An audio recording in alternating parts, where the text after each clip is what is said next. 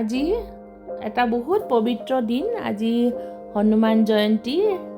আমি ভাবিলোঁ, মই বেংগলোৰত আছোঁ, আমি ভাবিলোঁ আজি আমি দুইজনী গৈ অলপ হনুমান মন্দিৰলৈ যাওঁ, তাতে অকণমান পূজা অৰ্চনা কৰোঁগৈ। আমি সেই বুলি ভাবি আমি দুইজনী ওলাই গ'লোঁ। খুব ভিৰৰ মাজেৰে গৈ HSR জেগাত অৱস্থিত এই মন্দিৰটো। খুব ওখ আপোনাৰ বজৰংবলীৰ এটা ষ্টেচু আছে, মূৰ্তি আছে। তাতে আমি পালোঁগৈ। বহুত মেলা বহিছে আৰু মানুহৰ ইমানেই লাইন, মানে লাইনটো ধৰিবলৈ একো বেয়া নালাগে, কাৰণ লাইনটো খুব সোনকালে আগবাঢ়ি গৈ আছে আৰু খুব ছিষ্টেমেটিকভাৱে মানুহবোৰে লাইন কৰি মন্দিৰ দৰ্শন কৰিব পাৰিছে।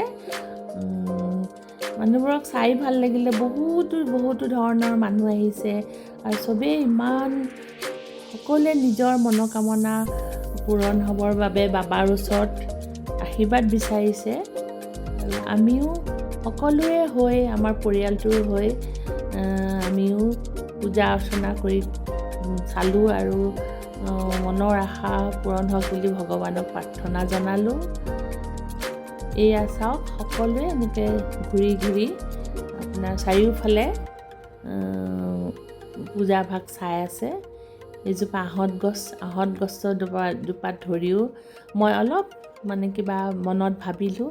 আৰু ইমান সুন্দৰ ফুলেৰে সুসজ্জিত কৰি থৈছে, চাওকচোন, দেখিলেই ভাল লাগে।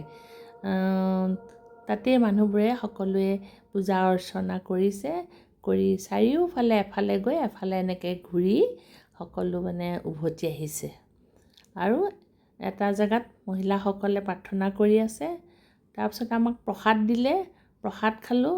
প্ৰসাদ খোৱাৰ পিছত তাৰ কাষতে এটা আপোনাৰ জগন্নাথ মন্দিৰ আছে, একদম লগতে।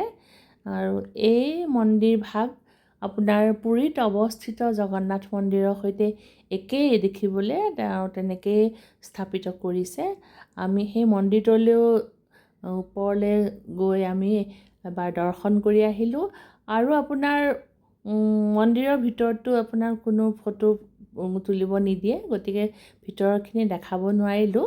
কিন্তু ভিতৰৰখিনিও সেই মা বলভদ্ৰ, সুভদ্ৰা আৰু শ্ৰীকৃষ্ণ, তেওঁলোকৰ একেই, যেনেকৈ পুৰীত আছে তেনেকুৱাই তেওঁলোকৰ মূৰ্তি আছে। আৰু মনটো খুব শান্তি লাগিল। আজি ইমান এটা ভাল দিনত আমি এনেকৈ মন্দিৰ দৰ্শন কৰিলোঁ।